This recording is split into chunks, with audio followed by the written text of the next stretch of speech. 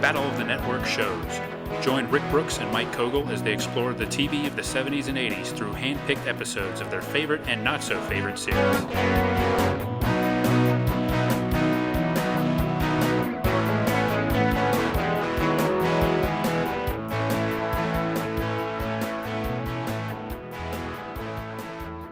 To another Battle of the Network shows bonus episode, and this week we've got a new game. Yes, going to do something a little different this time. Many times in these games I have been on the hot seat, but the tables are turning today, Mike. It's already warming up. Yeah, I can tell. Yeah. It's starting to sweat a little bit, but don't worry. Hopefully this will be entertaining. Yeah. And hopefully you'll have a little fun with it, and I think the listeners might as well. All right. This is a game I like to call the Fame Game. The Fame Game. This is an homage, if you will, to Sale of the Century, which we covered in a previous episode. Does that mean I might win some money? You might. There's a chance. You'll win respect and admiration. Oh. And you can't put a price on that game. Yeah. That's much more valuable than money or something that's so base as a new refrigerator or something. Maybe some rice-a-roni. Oh, that's possible. Some turtle wax, maybe. Yeah. And Face the Music also had sort of a similar kind of concept. But here's how the game works, Mike, if you choose to accept. And I hope you do, because otherwise this is going to be a lame episode. Yeah. So I'm going to give you a series of clues. And after each clue, you don't have to, but there's going to be a figure of the Battle of the Network shows era. Mm-hmm. And the idea is that you will try to guess the identity of this individual. Now, I think some of the clues are going to be a little hard, more obscure maybe, and then they'll get maybe a little bit more revealing as the game goes on. Okay. Now, if you don't have a guess, you don't have to have a guess for each one, but I'll give you the opportunity after each clue to guess some kind of figure, we'll say, from this era.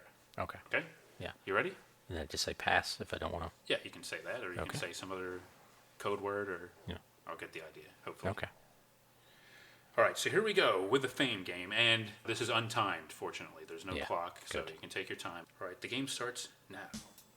The first clue in the Fame Game. I was born on a day that ended in Y. I'm going to pass. Okay, understandable. The fact that I had to think about that. Yeah. Even Well, it's not a good sign. Okay, that's all right. They start out kind of difficult. Yeah. It would be impressive. All right. If you were able to get it on that clue. Yeah. Right, second. I was born with 2 hands and 2 feet. Pass. Okay, that's a little bit, narrows it down a little bit, but a little still, there's a lot of, okay. I was once nominated for a Golden Globe for Best Supporting Actor.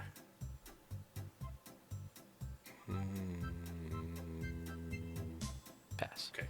See, if we were playing for actual money, Yeah. you wouldn't want to give, the easy clues right away and have you win like $10,000. Oh, of course not. No.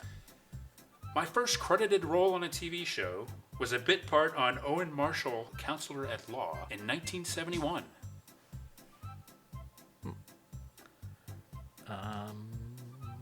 Pass. Fifth clue. I showed up as Jimmy on the Paul Lynde Show in 1972.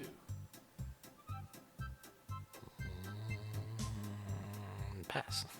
I once guested on Fantasy Island, playing a man who goes back in time to Tin Pan Alley to find the songs written by his grandfather, who was played by David Cassidy.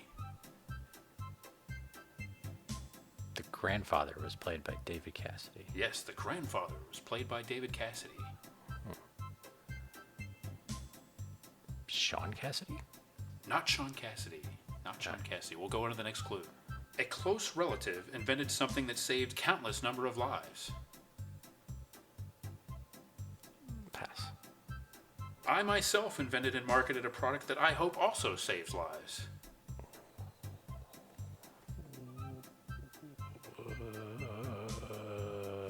Pass. This is grueling, but we're halfway there. Okay.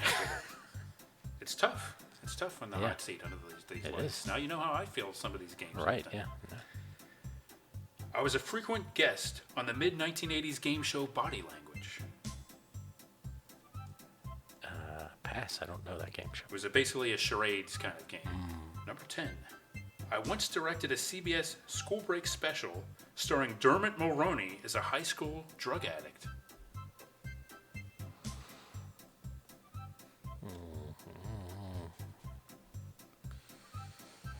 Pass. Though known for my acting, I am an accomplished singer.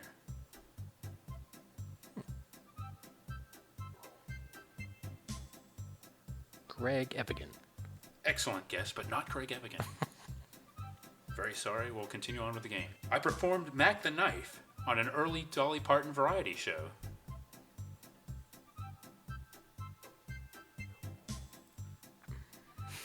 Bert Convy. Ooh, I would love to see that, but not Bert Convy. Not Bert Convy. I was a regular on an iconic and long-running TV series.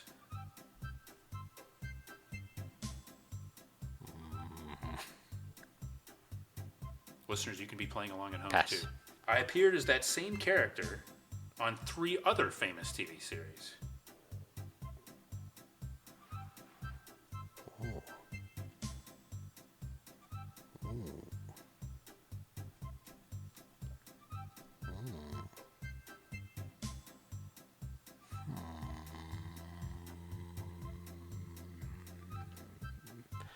Sherman Helmsley. Not Sherman Helmsley. Not Sherman Helmsley. We'll continue. Several more clues here. 2 more clues.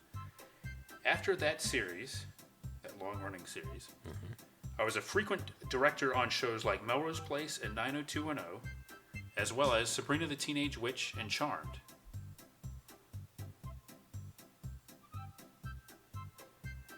And on at least one of those shows, he did show up as that character he was famous for.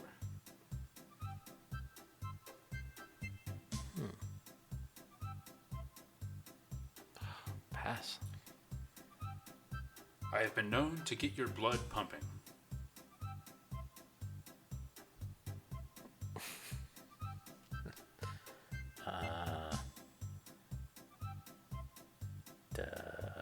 Pass. That is all the clues I have. I think. This was a tough one. This was a tough one. Would you like me to reveal it, or maybe I'll give you maybe one more final clue. This is tough because I purposely avoided giving any specific clues, but it's somebody we've talked about. It's somebody that is an actor who was on a show that we covered. Not as prominent in that episode as he would have been in other ones. Let me see if there's something else I can say without giving it away. He played a sort of less than cool character. His uncle, I believe it was, that invented the Heimlich maneuver. Oh. And this person in the Fame game actually has invented something called to prevent drowsy driving. It's some kind of drop product that you take that will prevent you from nodding off at the wheel. But he's been a director, he's been an actor, singer. He was a variety show guest, and one of my personal favorites. And I say that with a bit of a smile, but Fred Grandy. oh, another excellent guess, but no. Folks, if you're listening, you might have figured it out by now. Mike, it was a noble effort, but the answer is Anson Williams. Anson who Williams. played Potsy on Happy Days, and Laverne and Shirley showed up. Was also a guest played the same character in a dream sequence, I think, on Sabrina the Teenage Witch. I named some of his early acting parts before he was on Happy Days, but he was also on Love American Style, playing the Potsy character several years before Happy Days actually went on. Wow. So that's 4 shows. Yes. So 3 other shows in addition to Happy 3. Days. Yeah, yes. yeah, I see. And there's actually footage of him singing Mac the Knife with Dolly Parton on one of Dolly Parton's shows, which you've got to see that. Yeah. We'll add that to the list. That seems like a good song for him. Yes. He sang Splish Splash on Happy Days, Yeah. so he did Barbie Darin. He was on game shows. Yes, Body Language is the Charades game show that was on in the 80s. He was on that a lot. And yes, I got a Golden Globe nomination. And I think that's about it. And To Get Your Blood Pumping was a reference to one of my favorite Happy Days moments, him singing the Circulation song about pumps your blood. The pumps your blood. What did he get a Golden Globe nomination for? It was for Happy Days. Really? Yeah. you know. I don't think I knew he directed dramas. Yeah, and Melrose Place and 90210, he was and Charmed. Yeah, he's And Aaron pretty Spelling. prolific, and I think he did some of the one of the freeform Secret Life of the American Teenager. I think he did multiple episodes of one of those, even more recently. I'm not sure if he's still active as a director, but he's quite the Renaissance man. Wow. Anson Williams, famous, but apparently not famous enough to be guest Well, on the Fame Game. But some of those clues were a bit esoteric, I will say. They were, but I think, if I knew more of Anson Williams' career, I probably would have and done better. you now know more about Anson Williams' career. I do. Yeah, That's some interesting stuff. I'm interested in the idea of him being David Cassidy's grandson.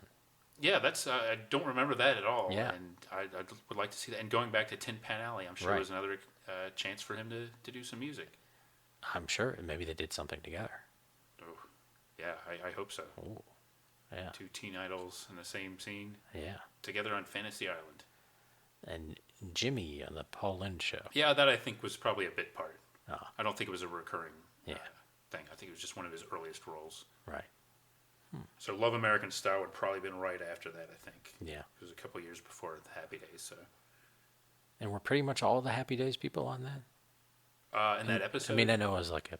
Yes, Mr. C, Tom Bosley was, Ron Howard was in that episode, and Marion Ross was, Potsy was. I don't think that Donnie Most was. Okay.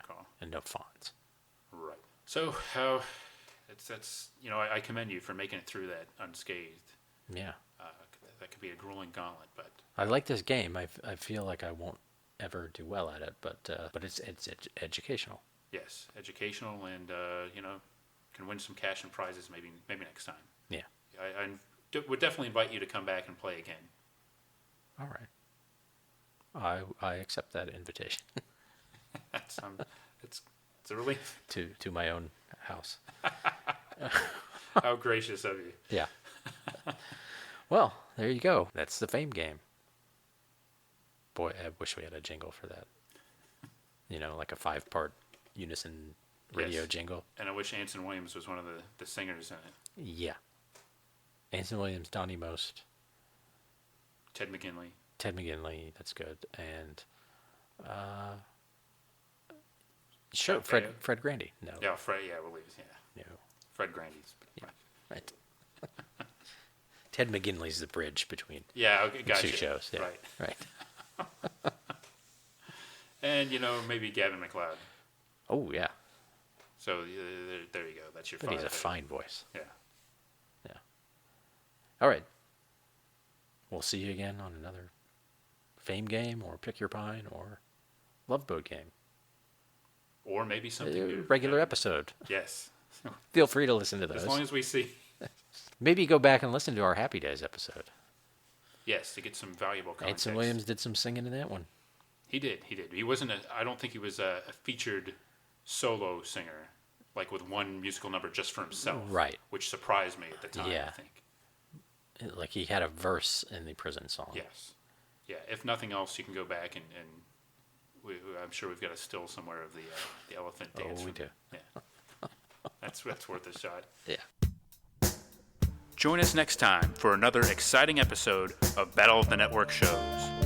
Learn more, leave feedback, and suggest future episodes at battleofthenetworkshows.com. Follow us on Twitter at BatNetShows and like our Facebook page, facebook.com/Battle of the Network Shows.